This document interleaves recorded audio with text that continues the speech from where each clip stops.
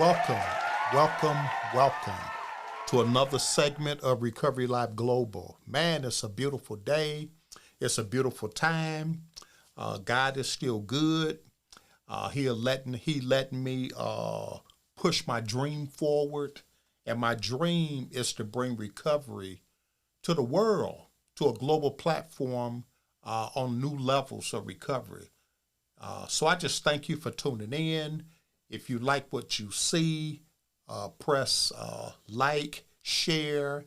Let's get the word out that there's a program out here in the universe that's talking about recovery. And so I thank Mr. Chisolm for joining us today. He's been a gentleman that I met in the workforce, and we've been working and helping and providing the community and participants with recovery services.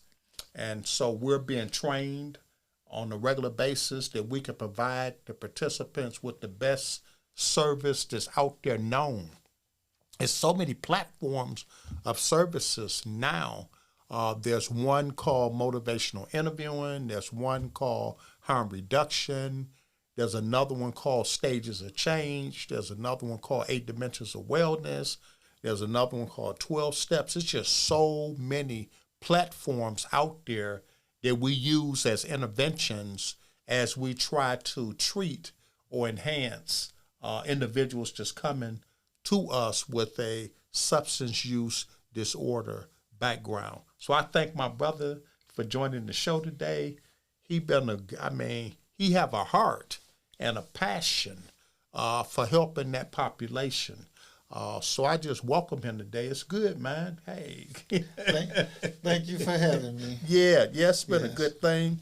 So I like to, first of all, as I think about it, why would you want to pick up the mantle or to pick up the mantle to come out to try to help or serve or work with this population?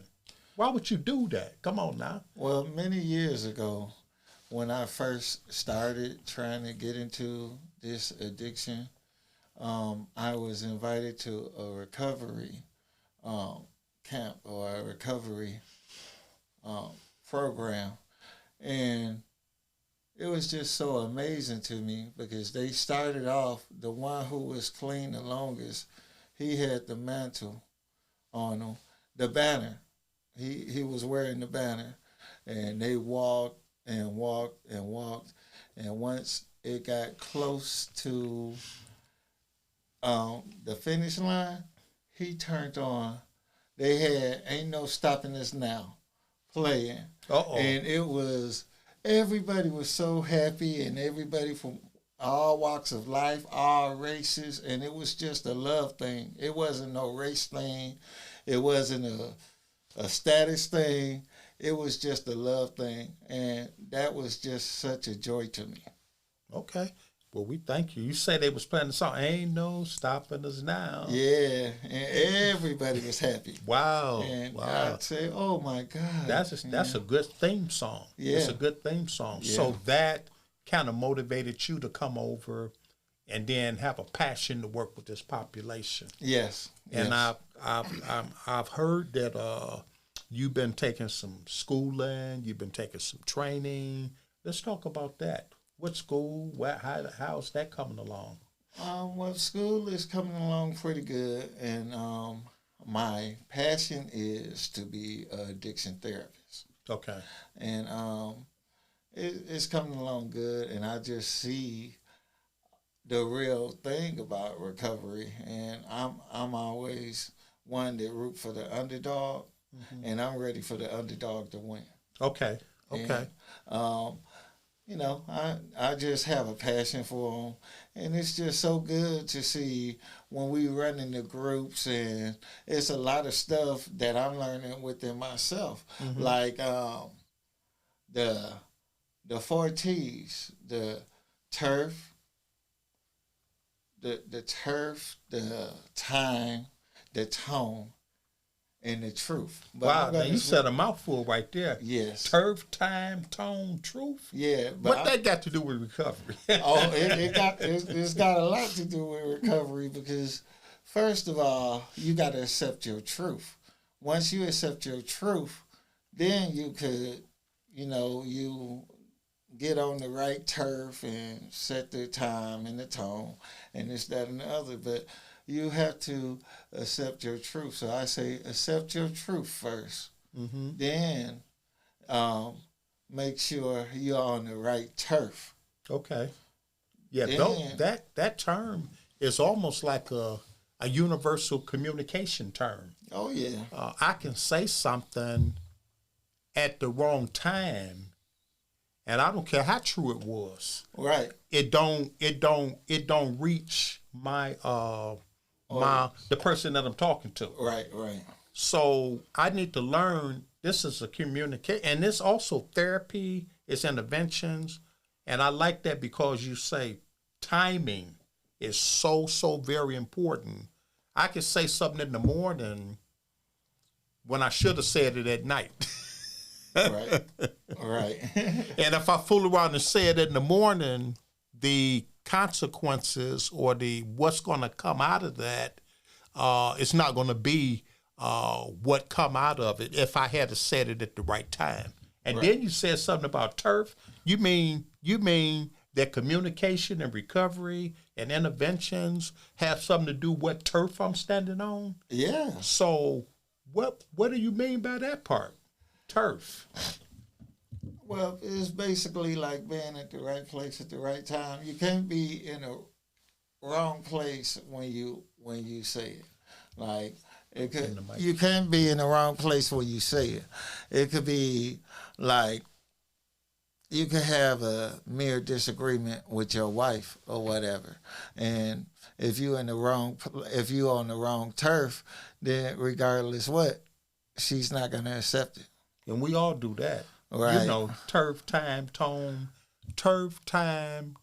and truth. Right. So you're saying that we talked about the time. So you're saying it's a turf. Turf mean what? Where I'm standing at? Is that what you mean when you say turf?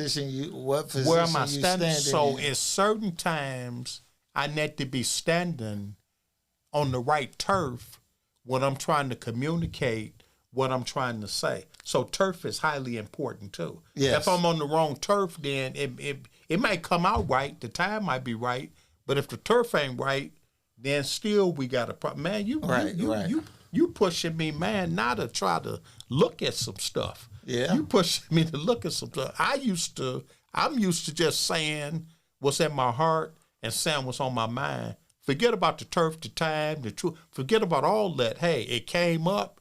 What comes up, I'm thinking it just need to come out. Right. But oh, buddy boy, everything that's coming up, I need to learn this kind of stuff, turf, time, truth. And I guess that relate to the recovery parts too. Yeah. Because you ain't even got to be in recovery to think about turf, time, tone, and truth.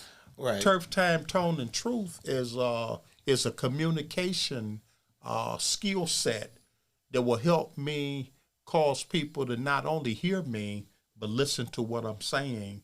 And then we can motivate each other to move forward with resolve, rather than just back and forth. I mean, what's the purpose of talking? I want to bring some resolve to the situation. And when I was doing my domestic violence classes, I found out that most of the people that was in the domestic violence class is because they lack linguistic skills to communicate. Right. What am I saying by that? They lack the ability to say what they wanted to say at that time. So when they didn't have the skill set to talk, then they resorted in the knuckles. They resorted in behavior. Yes. Because the skill set wasn't there to communicate. And so they figured, I'm going to get you to hear what I'm saying. Yeah. I'm going to get you to hear what I'm saying because I'm going to give you one.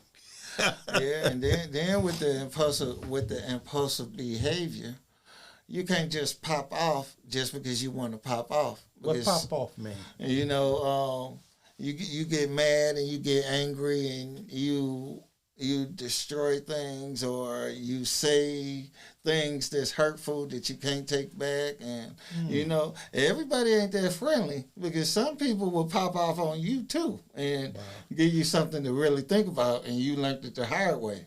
Wow. You know? Wow. Popping off. Well, I guess that's a part of recovery term too, especially with the way things is now. There was a guy walked in the restaurant with his grandchild. Right. And it was some, I call them kids, but they wasn't kids, young adults that was playing the video games. Right. But they was having a lot of profanity going on while they was playing the video games.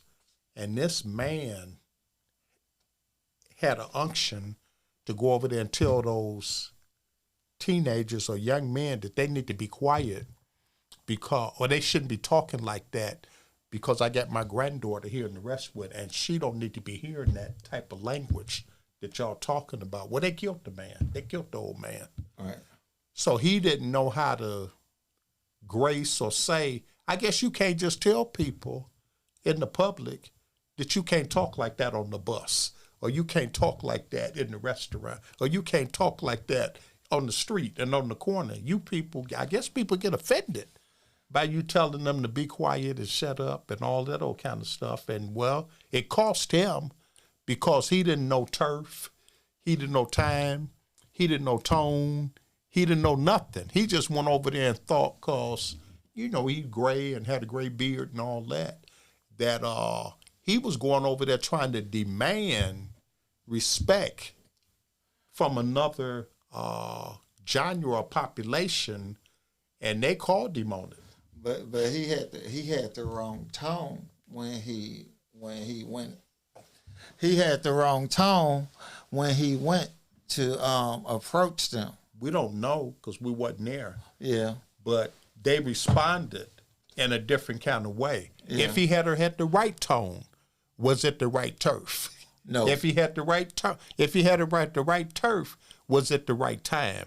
So we have to be thinkers. Yeah. You know, in some situations, recovery calls me to just let some things go. Yeah. It ain't that important. Yeah. I mean, it ain't that important that I go tell this gentleman that that's driving too slow to speed up on Gratiot.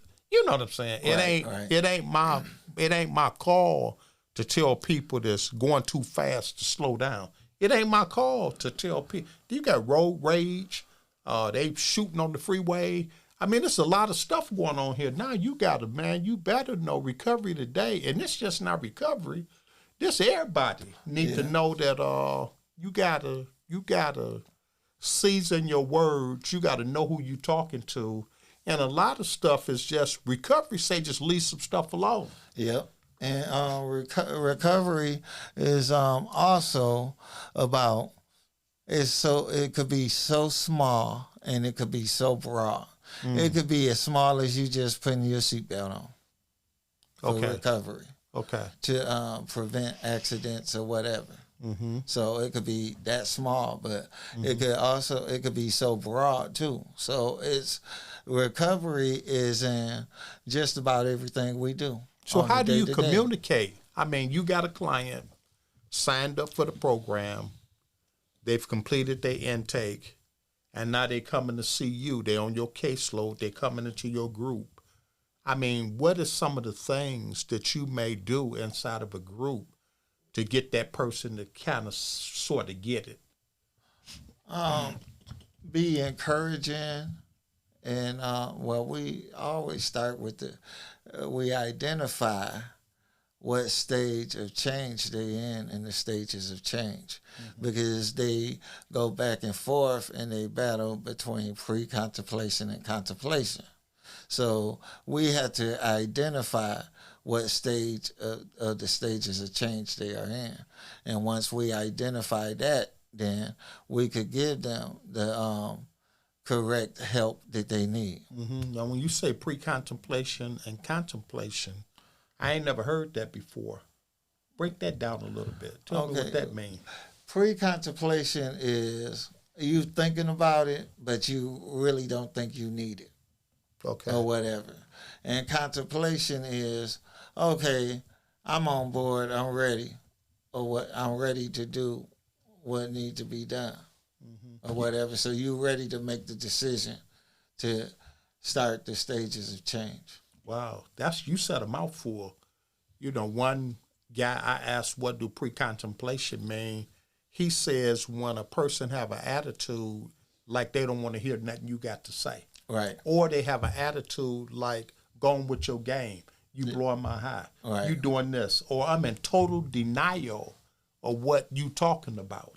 So Right. when you find people and have to communicate with people in total denial about what you're trying to talk about, what's some of the things that they doing now out here to speak to that population?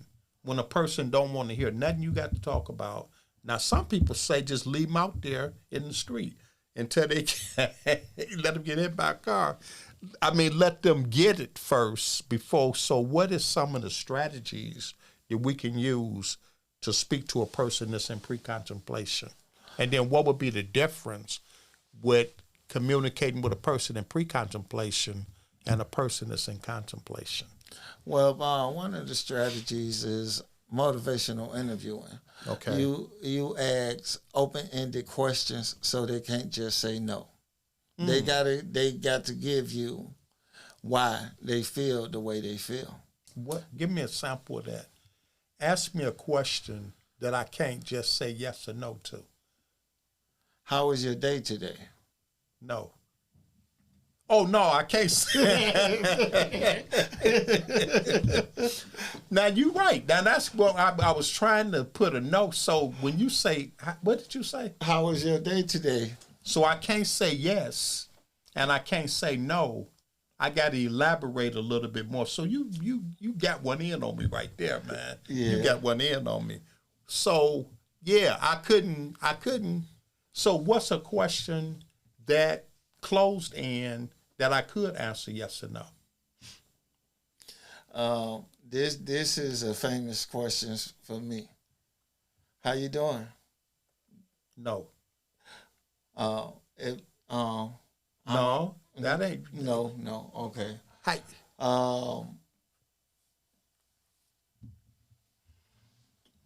What's your name? Yeah. No, that's not. You can't do it with that either. No. So a non-motivational interviewing question that a person could answer with a yes or no would be what? Would be what? What would it be? You could ask, are you hungry? That's No. a yes or no. Yes. Okay. That's Are you hungry? Yes or Are no. you hungry? So you're Yes. saying that with the motivational interviewing modality of engaging people, you try to stay away from questions that they could say yes No. and they could say no to. Yeah. That they would have to elaborate and expound on. What's Yeah. the value? I guess there's some value in that. Yeah, because once they're more engaging, once they get more engaged, then you'll be able to kind of figure out where they're coming from. Because like with therapy, probably, if you're a therapist and you're talking to a client or whatever, if it's yes, you have to know the little tricks or the little tactics to get them to open up. I believe this type of education inspiration, I don't have to be a therapist to learn better communication skills. If when I'm talking to individuals, I don't talk to them with closed-end questions. If I want to elaborate and I want to make a difference and I want to inroad and trying to find out how the person is and how they feeling. So when I ask them, did you go to school today? Yes or no, I can say, what happened at your day at school today? Yeah. And now a person can't answer with a yes or no. They got to answer with some further communication as it relates to that. And what you want to do in communication is listen. Is listen. Right. And when you asking open-end questions, it will cause people to talk, and it will cause you to listen. And the second thing, you don't want to cut them off. You know why they talking, and you want to listen. And individuals like myself have a tendency to know what you about to say before you say it. Right. But then, like you start talking, and I just cut in right. and finish the conversation. Right. Because I know what you about to say when you about to say it. Yeah. So I'll just jump in there, and you'll start off by saying, when I was at work today, and I'll cut in and say, because of what you said yesterday and the day before that, I'll cut in and I'll answer the question for you. Right. Those are poor communication skills. Yeah. When you're doing it like that. So communication is a big part of recovery. Yeah. And I'm learning today that I don't know how to communicate with everybody. Right. I don't even know. They got new terms and new language. I guess you got the baby boomer, you got Generation X, you got what else? Some of these other genres that's out there, and their whole communication skill is totally different than mine. I got to go back to school. Yeah. I got to open up my book of Ebonics so I can know what my grandkids talking about. Because they be talking, and they can sit in the room and talk with Grandpa, and Grandpa don't know what they just said. They sitting up here. I mean, they right at my dinner table talking, and they just carrying on the conversation, and I don't even know what they done said. And they done said some low-down stuff. But they packaged it in a communication like that part. Right. They practiced it in the communication that they didn't cut me whole out the circle, and they really doing transactions. They talking about this, they talking about that, and they screening me from the conversation because they talking in their own languages. It's a language out here that we need to expose ourselves to.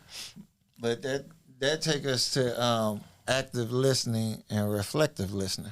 Okay, active listening. Yeah, we gotta actively listen to the person, so we could see exactly what they're saying, and then we could go back to reflective listening and reflect everything they said. And as we do reflective listening, we paraphrasing what they said and telling them that we understand, we heard they said this, or whatever, so they could know that we heard what they said, and just and then the lines of communication will be open in that way. And sometimes good therapeutic interventions is to say what I heard you say.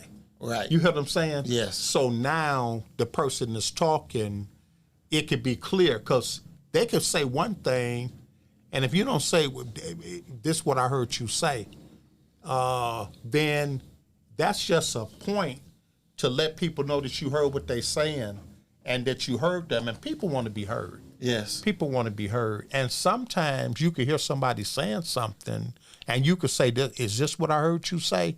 And it don't even be nothing what they said. Right, right. They could be talking, and you could say, well, this is what I heard. This is, and some people be saying, now you playing games with my intelligence by sitting up here talking about this what I heard you say. Now you use that mess down there on that job somewhere, but you talking to me now. Don't be playing you ain't no counselor and you ain't no therapist. Not here. Not here. Just be you just talk to me like you got some sense. And leave that therapeutic intervention stuff between your 9 to 5. Right. And when you come home, you just talk. You talk to me, because I ain't your client. Right. I ain't your participant. Right. So you need to talk to me. And so that's another piece too. Sometimes we as clinicians or counselors or peers or professionals, don't know when to put the professional hat on and off. Right. And we'll put our professional hat on in the wrong time. There you go back. Time, turf, and tone. Yeah. We could fool around and put a professional hat on, and it wasn't no time to be no doggone professional. Hey, come on now. Right. You a doctor, right? Right. Why you talking your doctor talk to me? I'm your son. Yeah. You need to just talk to me like I'm your son. Why you doctor this thing up, talking all this intellectual jargon at me when all you had to do was say, do you want to go to the store? Let's go fishing. Right. And you trying to intellectualize all that stuff, and I ain't trying to buy all that. Yeah. So communication is a key, and it's a skill. And as much as we can learn about communication, the better we're going to be off. The better we're going to be off. And I'm guilty. I'm sitting up here talking about it like I get an A in communication. I don't even get no A in communication. Right. I'm way off with my communication skills with so much and so many things. But as you think about this thing called recovery, communication is a excellent skill to know that you can listen. You can listen. And I believe today that an assessment is the best tool that we could ever do or have as it relates to treating, communicating, and helping people get from level to level in their recovery processes. Because if I don't know where you at, I don't know what intervention to use to get you to the next level if I don't know where you at. Yeah. So I got to ask questions. I got to take notes. I got to write some things down. And I'm learning, man. I'm learning. I'm getting more better. I'm getting more better at it. Listen, and then don't cut. We can't cut people off while they talking. Right. Or like we know what they was going to say before they say it. Right. And that's a bad thing when I start talking to you and you draw the conclusion like you knew what I was going to say before I say it. And now here you is giving me your responses and answers, and I ain't even said what I was going to say yet. Yeah. I ain't even said it yet. And that's something that we really got to take a look at. That's part of recovery. See, recovery is not just not drinking and drugging. Recovery is knowing something about communication. Right. Because if you don't know nothing about communication, I know people, when they hear the word recovery, they think about the stigma. And all they think about is dope. All they think about is alcohol. But recovery, man, shoot, it's so wide, it's so vast. You said it. Yeah. Recovery is putting my seatbelt on. Right. Recovery is not picking up, is not tasting grapes at Kroger's. Before I buy them. Yeah. Recovery is not shopping too much. Recovery is not talking too much. Recovery is driving the speed limit. Recovery is it's just so much involved with the word recovery. I'm having a hard time because a lot of times when I talk about recovery, because of the stigma associated with it, the person that's listening to me go right to drunk. Right.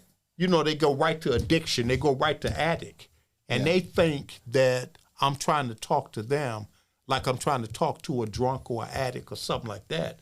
So I'm trying to think of other words that I can use in the regular community to talk about recovery without saying recovery, because I'm not trying to lump people in boxes like they got addiction problems and things like that.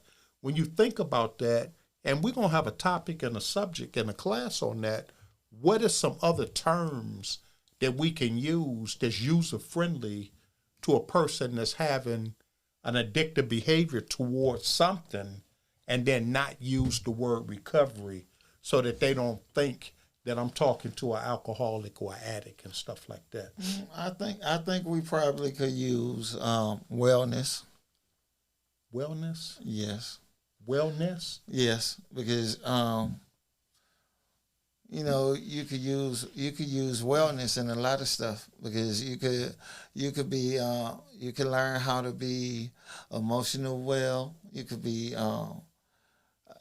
emotionally well You could be well in your emotions. You could be well in your finances. So, oh wow, that's a good term. So I think you could. I think wellness would be a good term for that because it's a lot of things you could become well with.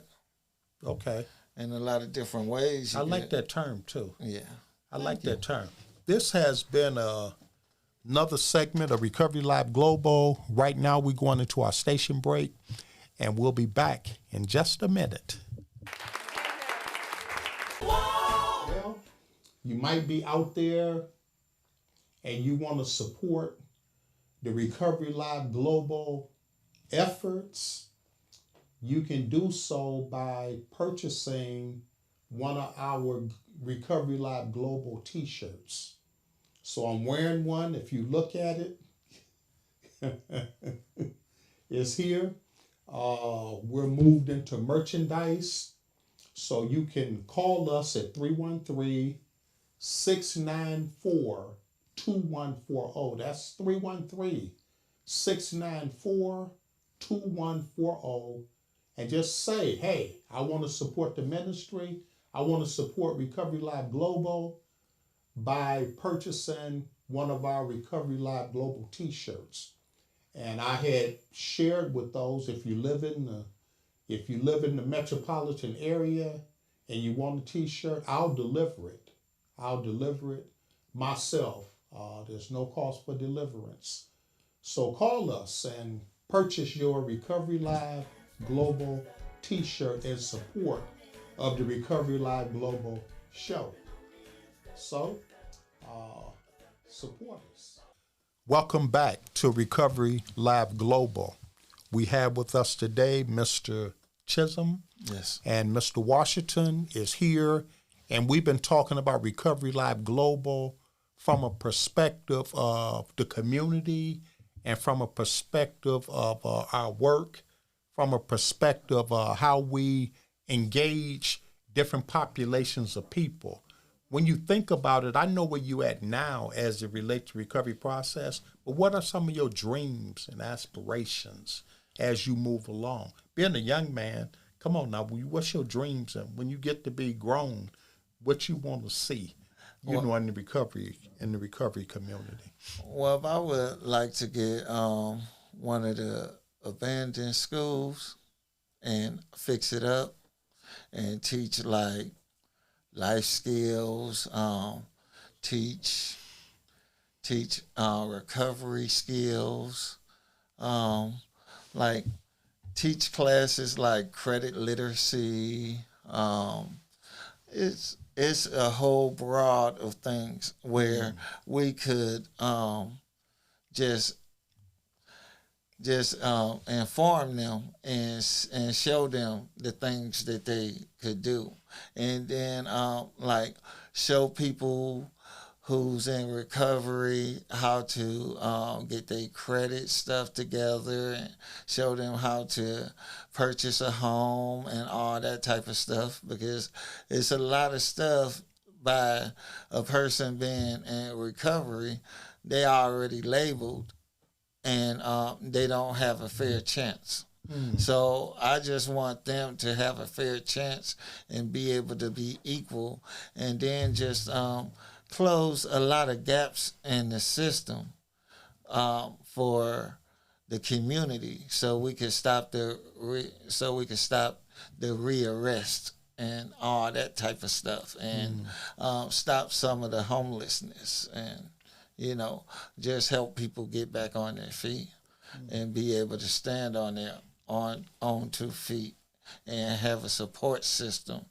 If they do come short, then they have a support system for people that's around them to help them get back on track or to help them stay on track. I like that. Making a difference. Yes. In the community. Yes. I like that. You talked about the schools. You talked about the education. You talked about reiteration from the penal systems. You talked about a lot of levels and areas that you would want to try to impact the community, because a lot of times the community just put a person off to the side, right, when they know that they have a penal system, a mental health, or or addiction problems, they kick them to the side. But you're right.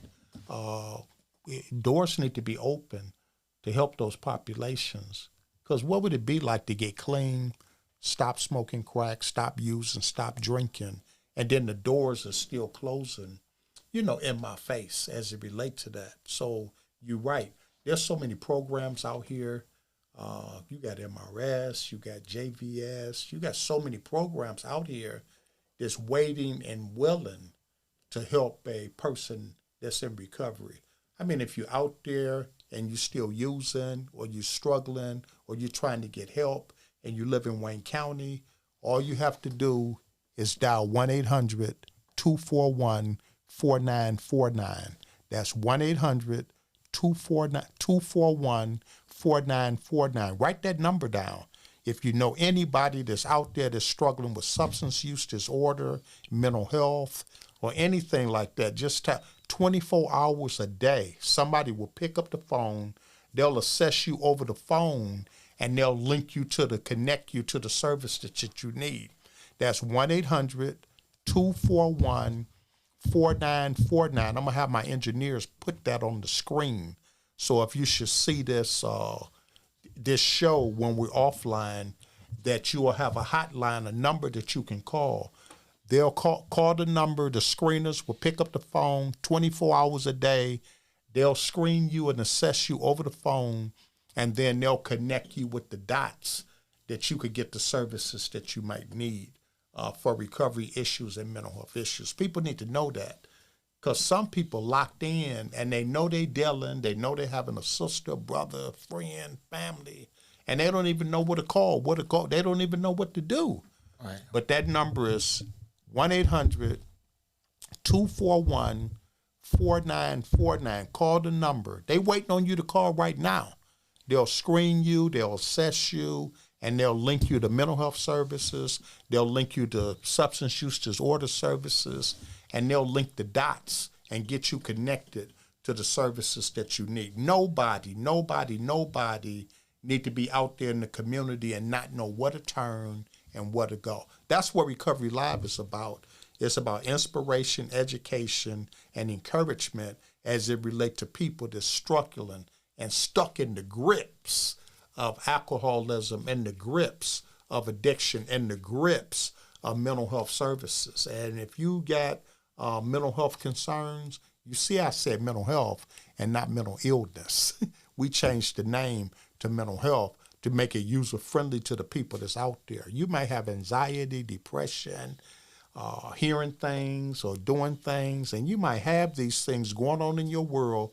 You can call that number and get services 24 hours a day. Getting back to Mr. Chisolm, you got any closing remarks that you would like to leave to the people, the audience that's looking and witnessing this show today? Well, my closing remarks is for the dignitarians, the politicians, and the entertainers. Let's get together and have the proper conversations so we could stop the stigma on stigma and get the proper fundings so we could turn the mental health and addiction community around. Amen. God has been good. This has been another segment of Recovery Live Global, brought to you by your founder and host, Jesse Washington, and Mr. Chisolm, who graced our show for the day. We thank God for our engineer over there. Yeah, we got a brother. You don't even see him, but we got an expert engineer that's making things happen here. And so today is Tuesday. It's 7 o'clock. I'll see you next week on Tuesday. God bless you. Stepping on in, step, stepping on in, step.